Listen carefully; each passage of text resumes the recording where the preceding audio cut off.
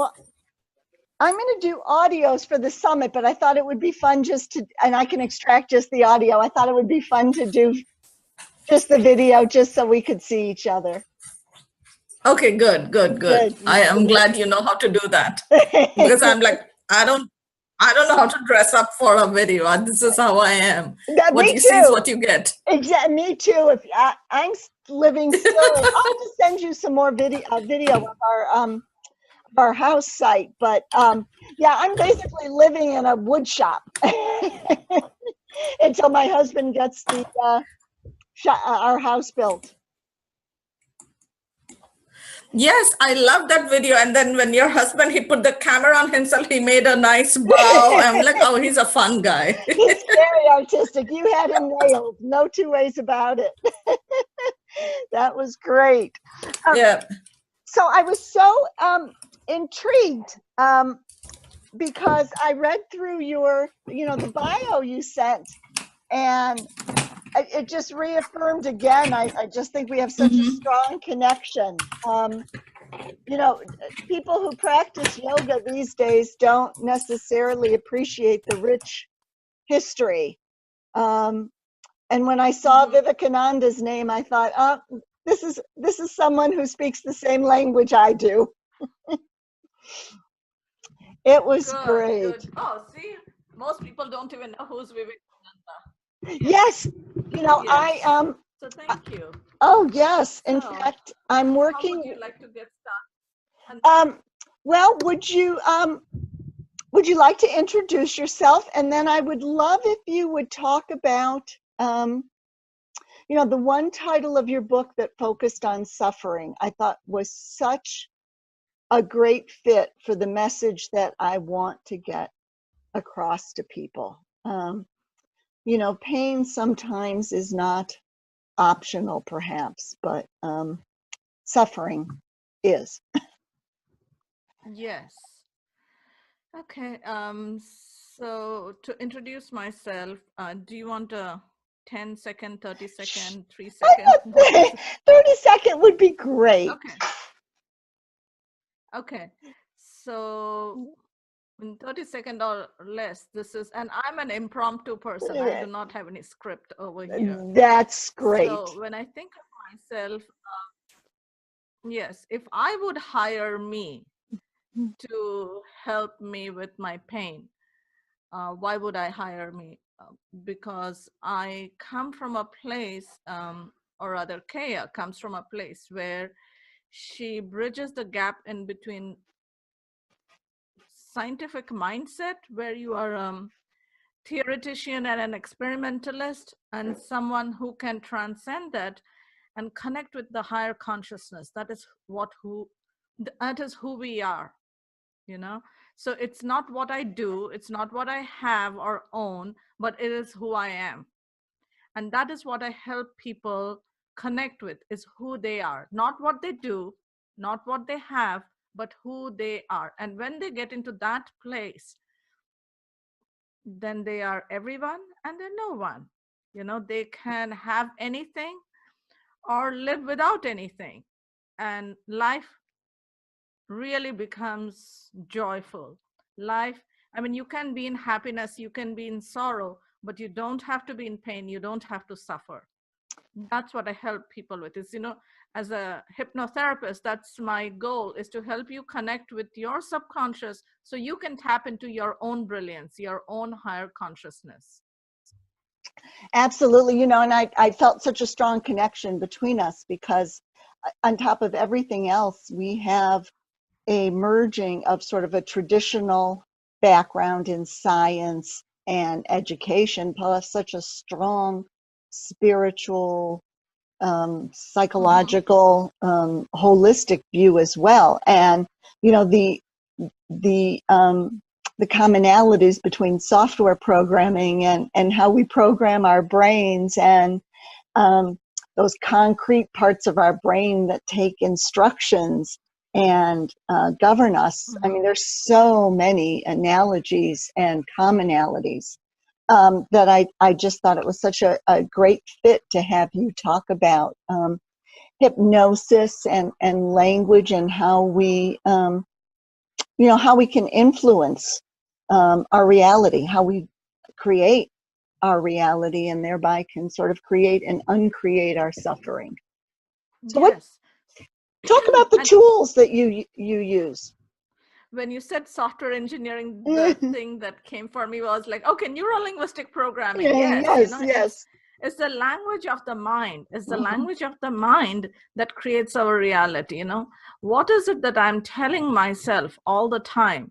And how am I shaping my reality in every moment? And not just my current reality, even my past memories and Absolutely. my future projection. Because it's very easy to plant a memory. It's very easy to plant a memory. I know how people can twist their reality and say, no, that's how it happened, because it was their perception.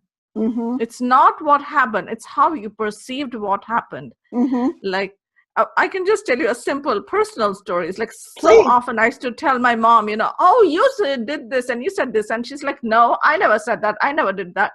And then she would say, that's all you remember? And so as a child or as a teenager in my 20s, and I'm like, that's the truth. Why is my mom lying?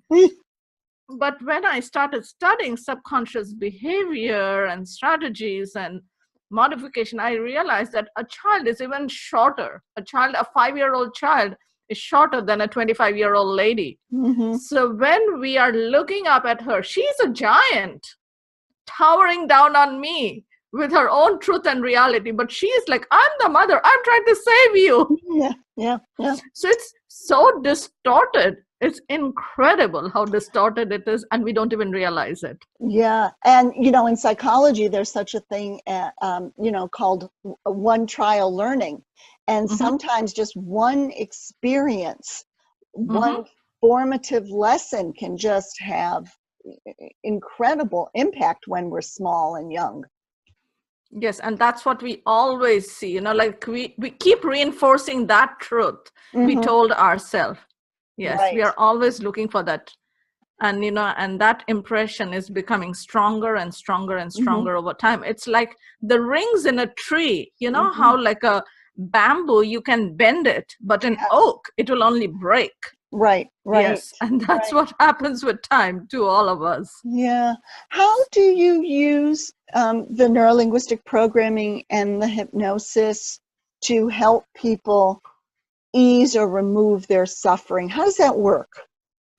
The biggest tool I use is reframing. Yes. When people say, like even today when I was working with my lady, and she's like, and this is how it is. And I'm like, how about saying this is how it has been until now? So you are not denying your past, but you're not dragging your past into your future. And she's saying, yes, you're right. This is how it has been until now. That feels fair.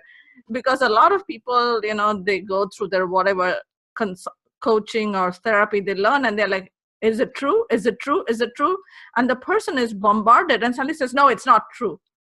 No, but it is true. In their past, it was true. Yeah. But how about saying that, yes, my leg has been hurting until now. Instead of like, my foot is hurting. So you made your past your present tense, and now you're going to drag it into your future. Because this is what I tell my clients. Your past created your present. Now you have a choice in the present whether you will let it go right now or drag it into your future. You can do both. So that's one thing I do. The easiest thing that I can tell in this conversation is using the reframe. And the other thing that I like to do is help people access their subconscious and let them know, like, for example, if they spinach, okay, give them an example, spinach, okay? You may either like it or you don't like it, but spinach doesn't care either way. So if you think of spinach and you're like, ooh, spinach, spinach doesn't care. I mean, so it's a positive association. I'd be like, oh, gross, spinach. Who needs that? It's a negative association. And spinach doesn't care either way. So don't go for the positive or the negative, because I know in this modern world, at least in the Southern California, everybody's like, oh, we need positive, positive, positive. And I tell them, even one positive particle can destroy. Think of Hiroshima. Think of Nagasaki, one positive particle, it was one hydrogen particle, it was positive. You can't be all positive, because every positive has an equal and opposite negative to balance it out. What you're seeking really is objectivity. Mm-hmm. See spinach for what it is, not it is good or bad. Look at chocolate for what it is, not good or bad. It's just chocolate, and chocolate doesn't care either way if you eat it or you don't eat it. So the ultimate aim is to be in that place where you can look at things for what they are and not feel either drawn to it because they bring us perceived pleasure, or run away from it because it is perceived pain. Because human beings vacillate between pleasure and pain. But if you can stop those associations within you and just look at it for what it is, then you have conquered a lot of, like, at least 90% of the battle. Yeah, Yes. a lot of it, I think, sometimes for people is they get stuck in perceiving things a certain way or feeling a certain way and can't even remember what it felt like to be different, or can't imagine seeing something that was very painful in a different light. So sort of getting them out of themselves, getting them to see things differently, and perhaps in a more neutral way, can be really powerful. Mm-hmm. And of course, like, there's secondary gain. There's Mm-hmm. always secondary gain. Yeah. Every pain has a gain in it. Yes. And so look at it like, what are you gaining from this pain? Maybe you don't have to go to work and you can stay on disability. No offense, but for, Yeah. And that game yeah. might have been so long ago that we don't even remember what it Mm-hmm. initially was. And now we're just used to feeling this way. And it Yes. seems like the only option. I can't, Yeah. you hear people say, I can't imagine feeling any differently. Yes. So it is an addiction. Pain is an addiction. I know people, like 2 days ago, I had this lady come to me, and she and I have been working since, like, on and off since 2009. I have known her.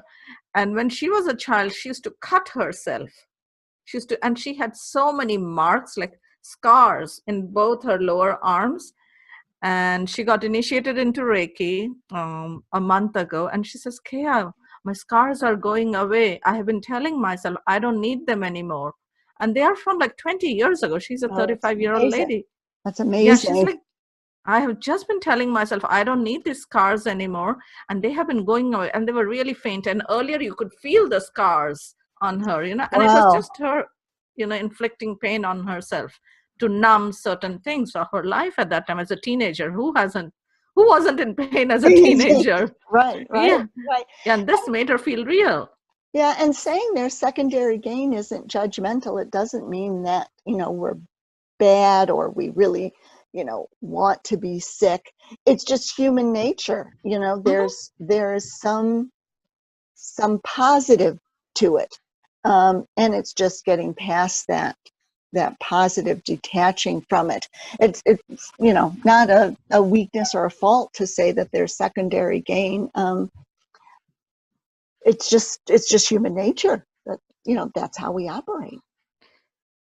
Yeah, because we need to live. We want to be wanted. We want to be seen. We want to be heard. We don't want to be judged. And these are the tools right now in my kit, so I'm going to use it, Yeah, And that's when right. someone tells you you don't need this anymore and you can live without that, and all we need is a helping hand. All we need is someone to hear us and not judge us, Right, And they can create a new reality for themselves where they can begin the self-healing and living that pain-free life. right, right. Mm-hmm. And it's scary. It can be scary to let go of that pain. We get used to it. We get attached to it. I know for Mm-hmm. myself. You can identify with it. That becomes who you are. Mm-hmm. And letting go of it is change, and change, as we all know, can be pretty scary. Yes, change can be scary when you're trying to do it alone, when you're Right. trying to do it by yourself. And so that is why, we all need support, we need guidance and accountability. Oh, absolutely. I think so many times that's the missing piece for people who are trying to change, is Mm-hmm. that support and Mm-hmm. accountability, as well as the tools. And I think, reframing and hypnosis One of the things that I've seen sort of hypnosis help with is getting people into a state where they're calm enough and lowering their anxiety enough to even contemplate change. Is that your experience too, that it helps calm people? Yes, because it's a critical mind. We have a conscious mind and then we have a subconscious. And then between the two is a critical mind, which, in movies, you have heard people say, oh, it's a ceiling factor. It keeps you safe. It keeps you safe. It makes sure that you don't get into more trouble than you should, because our subconscious is the 8-year-old child or younger, and the critical mind is formed between the age of 7 and 9. And then there's the conscious mind, which has logic, reasoning, decision-making abilities, analytical faculties, and willpower, which we don't seem to find when we need it the most. It is like 8 to 12% of who we are. Yes. But our subconscious mind has our memories. It's our hippocampus, It's huge, where all the memories are stored. Yes. And based on that is our belief system. So when you can help a person silence that inner critic that keeps telling you over and over again, remember last time, and and the critical mind goes away, suddenly they drop into that state of being the child younger than 8, and like, oh, it's possible. Look at that butterfly. Look at that bubble, and then they can begin the process of self-love. Because I came up with this formula years ago. First, you need to understand who you are and why you are here. If you say, oh, I want to be skinny, happy, and rich. Why do you want to be skinny, happy, and rich? What is the purpose of being skinny, happy, and rich? How come you want to be that, So that is one, so first understand. And next is accept, because self-understanding leads to self-acceptance. And that can lead to self-forgiveness, which can lead to self-care and manifest as self-love. And when you can care about yourself and love yourself, those around you will care about you and love you. And you will be surrounded by people who also love themselves and care about themselves. Because we cannot have what we want, guaranteed, but we attract who we are. So if you are in a place of need, you will attract people who are needy, and together 2 needy people only in a needy relationship. Yeah. As you were talking about self-love, I had such a strong sense of how healing that self-love is. I mean, I could feel it as you were talking. It's such a critical part of healing and nourishing yourself. Yes, because no one can love you more than you love yourself. Yeah. Because have you found what have you found to be the most helpful tools in getting people to switch into that more self-love and self-care mindset? As a therapist, for me, it's like when I am with a person, I'm just with that person. It's like a completely one-on-one. I get into their zone, and suddenly they open up.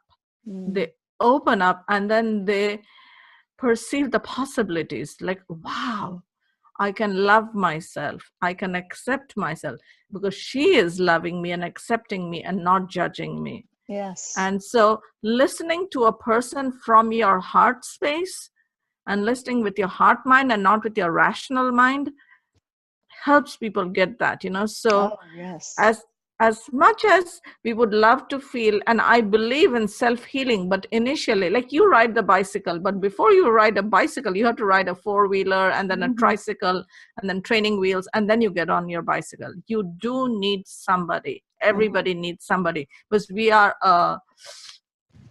like rational animals, but we are also pack animals, you know? We need our pack. So even if there's one person, no, you can't be a Rambo in the forest, like, I'm with my gun, I'm a lonely warrior, lonely fighter. No, you need somebody. So find that person who can help you get to that space. And also be careful that find out not what that person can do for you, but find out what that person has done for himself or herself. Because a person can only take you where they have been themselves.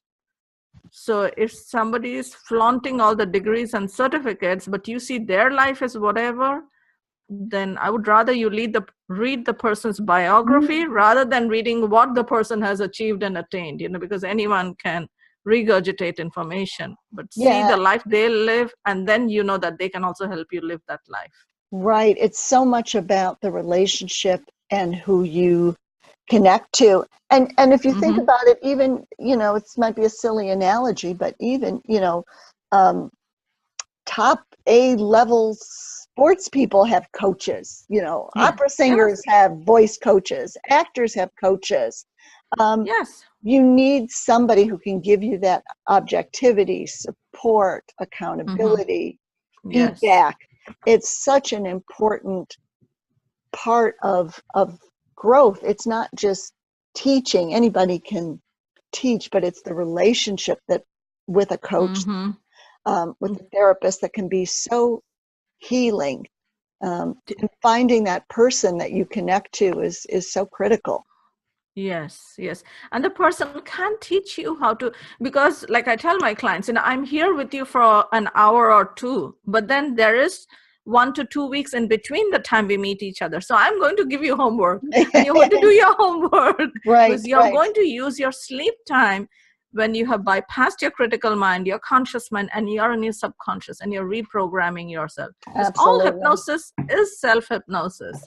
Isn't I that cannot fascinating?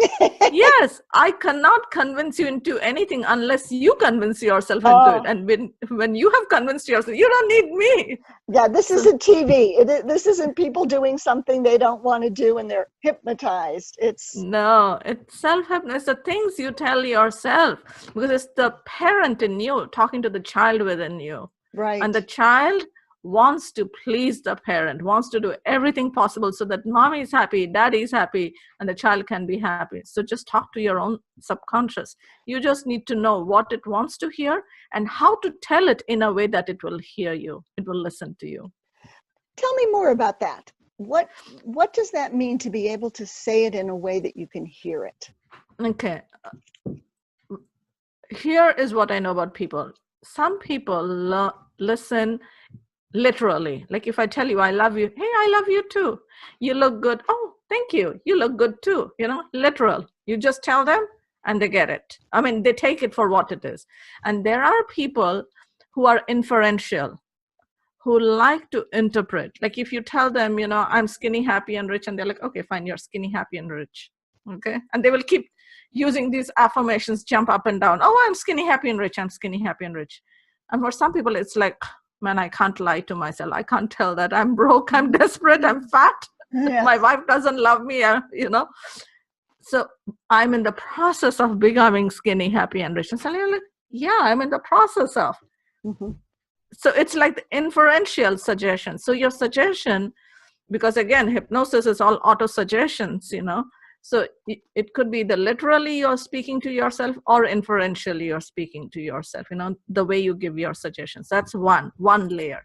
The next layer is if the person is a visual person, then we have to use visual predicates. And if you start talking and look, they will get it. But if you say listen, they're like, I don't want to listen to you. But if you tell, do you see this? And they're like, yeah, I see it. So Yeah. it's a visual person. Use the visual predicates.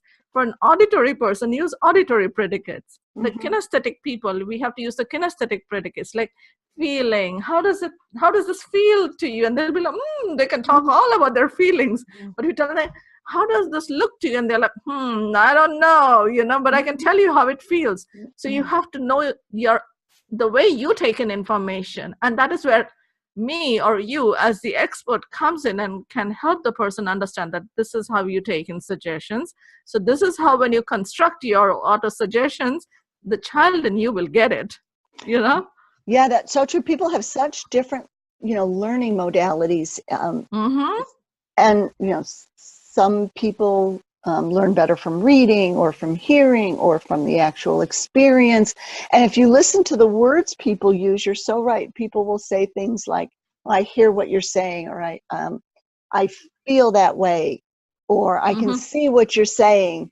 And again, it Yes. goes back to language again, language and modalities. Yes. And again, you know that 7% is only words, you know, Yeah. there's tonalities, there is Oh, yes. physiology, you know, there's volume, there's pitch. So everything, you know, like when someone is speak, and again, you know, like visual people, they speak fast. Mm-hmm. But kinesthetic people speak softly and slowly, and they sit back, and then that's how they talk. So when someone is sitting back and talking, and you're like going right into their face, they're like, "Oh, don't come to me," you know. Yeah. Yeah. So that's also important.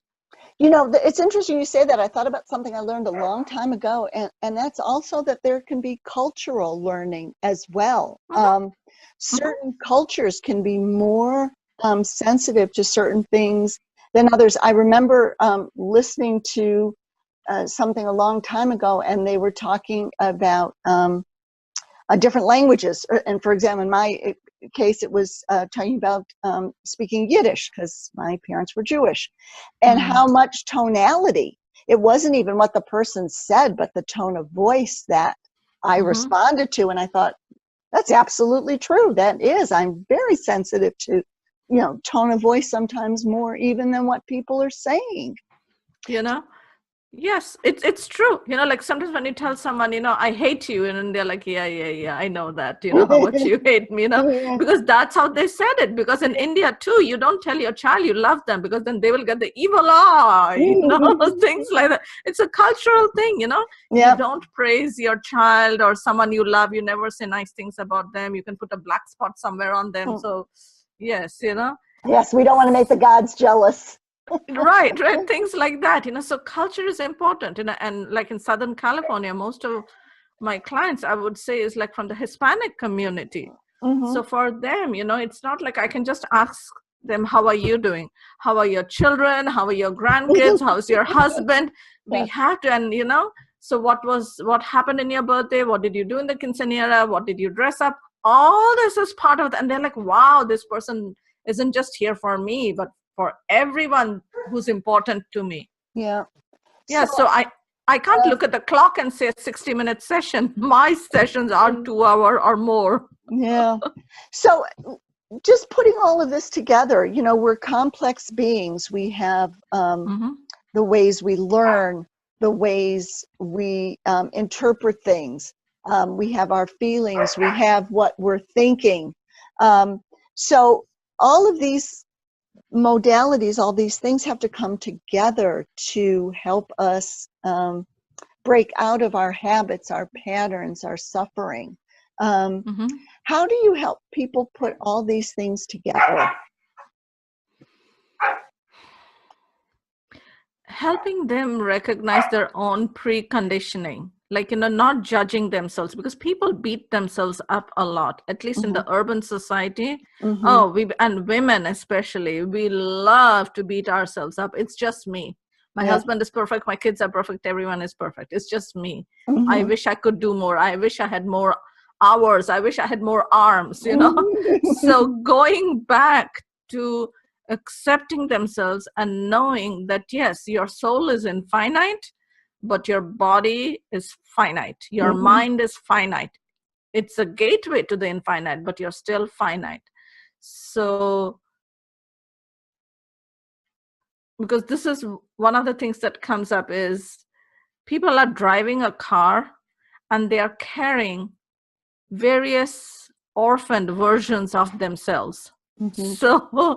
So those inner kids, you know, who felt rejected and disappointed, now mommy is gone, you know, mommy is 70 years old, but I have this 50-year-old new mommy now, I have this 40-year-old new mommy now, and she has to make up for all those things that the other mommy did not do, you know. Mm-hmm. So instead of living a fragmented life, you know, helping them bring all the pieces of them and integrating it into the whole. So it's not just because people may come and say, oh, I need to change my job, my career, but it's really their health. Or they may be complaining about their relationship and it has to do with their career. So seeing all these aspects, like whether it's their health, whether it's their career, whether it's their finances, whether it's their relationships, how to integrate it and bring it into the whole, you know, into who they are today, just for today, just for today. Live your life for just for today, because when you wake up, you got a chance to relive everything. And when you go to bed, don't drag today into tomorrow. Because the way you wake up is the way you will live your day, and the way you go to bed will determine how you will wake up tomorrow morning. So helping them live that one day at a time is really my goal. And, eventually take them to a place of getting them to 1 hour at a time, 1 moment at a time, 1 breath at a time, living your life in that present. Like right now, this is what I can. Right now, this is who I am. And that acceptance. Yeah. That's the thing for them. Oh, that is so true, because I think so much of people's pain, psychological pain, comes from that disconnect between how they see themselves now and how they want to be. And getting to that, this is where I want to be, causes them a lot of suffering because they're not where they want to be, and they have this disconnect. Yes. And, you had mentioned one thing in the past was anxiety. And anxiety is fear of the future, fear of the unknown. Right. I have asked people, like, what is your worst fear? Oh, I'm afraid of dying. And I just burst out laughing. I'm like, that was the only guarantee when you were born. And you're afraid of dying? Yeah. And normally people would be like, oh, you poor thing, they expect to be mollycoddled. I'm just laughing. I'm like, seriously? You're afraid of dying? Yeah. Death and taxes, only 2 guarantees in life. When you popped out of your mom's belly, and I can't believe you are saying that. And they're like, yeah, you're right. And I'm like, so why are you afraid of dying? Because I told them, what's your worst fear? Pretend you're Alice and, or Clarice, and I'm Hannibal Lecter, and I'm asking, what's your worst fear? I'm afraid of dying. So many people say that they're afraid of dying. And I'm like, oh God, can't be afraid of the inevitable. Tell me some other thing. Yeah.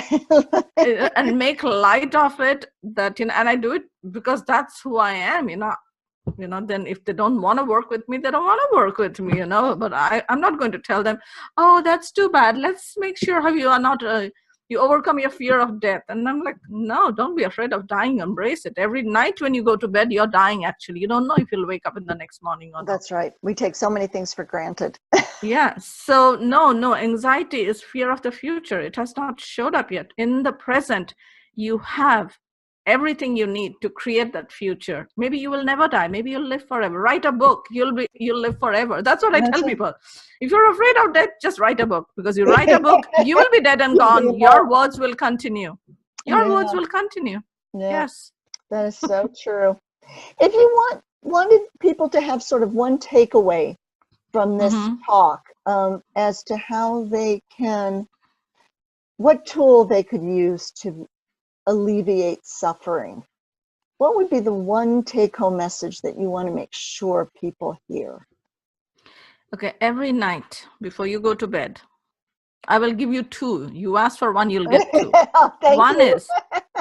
One is before you go to bed, write at least 1 good thing that happened today. Why did it happen? You can say, my husband brought me flowers. Why did your husband bring you flowers? Maybe I married the right man. Okay, something, something good that happened today. And why did it happen? And when you do it for 7 days, you see that you have 7 different good things that happen, and 7 different reasons why they happened. And also to write 1 more thing. What did I learn today? And it doesn't have to be something profound. Maybe my neighbor got a little kitten. Maybe little Joey learned how to ride a tricycle. Somebody learned to flip an omelet. It could be that simple. What did I learn today? In 7 days, you will notice you have 7 things that you learned. Oh, yes. You are 7 things wiser, because human life in the urban society is just like a hamster in the wheel, forever in motion and going nowhere. But if you have this document that states that I have learned 1 thing a day, and in a year, you have 365 things you learned, 365 good things that happen, 365 reasons why they happened. Yes. It's amazing. So, Yeah. yes. So before you go to bed, 5 minutes, just, and I have had clients in, okay, I can write the good thing that happened, but I can't think of something that I learned. It's very hard. Only when I see you, I know what I learned, but otherwise I don't see what I learned. And then I ask them, okay, you're making it too hard on yourself. Just think of what happened. And they're like, oh, yeah, this happened. And this is what I learned. And I'm like, yeah, just write that. Just write that. It could be a phrase. It could be a word. It could be a sentence. And in the morning, when you wake up, don't just jump out of bed. Rub your hands and look at your hands and just say these words, just for today, I will be happy. Just for today, I let go of my anger, worries, and fears. Just for today. Tomorrow I can be unhappy. Tomorrow I can worry. But just for today. And just for today, I accept myself completely and unconditionally. You say that in the morning, take your hands and cover your eyes. And this is how you cover your eyes. You take the base of your palm, should touch your cheekbone, and you cover your eyes with the hollow of your palm. This has been this is actually a Vedic technique. Even the Buddhists do it, but it has been scientifically proven that when you take the base of your palm, of both your palms, and rest them on your cheekbones and cover your eyes, and there is this darkness.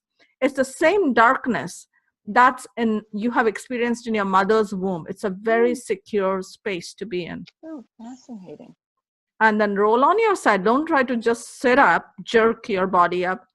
Roll on your side. As a yoga practitioner, you know that. Roll on your side, take one deep breath, release it, and then push the bed and get up. So you're easy on your back, and then put your right foot down first. Your right foot on the floor first, because you're activating your left brain. Remember walking meditation? One foot up, one foot down. This is the way to London town. Well, you put your right foot down, your logical side is activated, then put your left foot down, your emotional side gets triggered, and you're constantly balancing this life, this walk in between logic and emotions. And that's it. You lived one good day, and repeat this day until your last day. So profound. We're as humans, I think our society, we're so conditioned to look for the evidence of what's wrong. Let's figure out what's wrong and let's fix it. And shifting to a focus on what went right, what we're grateful for, is amazingly powerful. And it seems so simple that people don't do it. But, we're just so conditioned to focus on what's wrong and what's not working. And that only keeps us focused on what's not working. Yeah. And it's only 5 minutes at night before bed, 5 minutes in the morning, after you wake up, but before you get up. After you wake up, but before you get up. And your day is good. You have a good day. And that's all you can ask for, is one good day. And if today's that day, that's it. Yeah. What can I ask? What more can I ask for? Yeah. And just the consistency of doing that every day. So much. Yeah. You have, like you said, a year's worth of evidence of what's good. Yeah. Yes. And nobody needs to convince you, because you will notice how good your day is. Yeah. How worthwhile your life is. Yes. Thank you so much. Oh, thank you so much. This was so wonderful. And I'm so grateful to you for taking the time to share all this with the audience. It's so meaningful. And it's so important. And I'm grateful to you that you're doing this for the world. Oh, I'm really grateful that you're doing this, because thank you. Yes, it's a message that has to get out. We have to stop suffering. Yes, suffering is a choice, and you don't have to choose it anymore. Yeah, that is it. That is the sentence I want to get across. Thank you so much. And I'm looking forward to you coming to visit. Yes, I will. I will absolutely come. I told my kids, I told my daughter yesterday, and I'm like, my daughter says, Mom, you have friends all over the planet. I'm like, yeah. Isn't it great? Oh, yeah. No, you'll love it. You'll love it. We'll get you I know. Nature here, and beautiful blue skies and lots of trees. And Yeah, you'll get to Idaho. Wow. Well, I feel so Yep. fortunate Yes. that I knew one of the best things about this, just doing the summit, was that I was going to get to meet and talk to such amazing, like-minded people that it just keeps you going.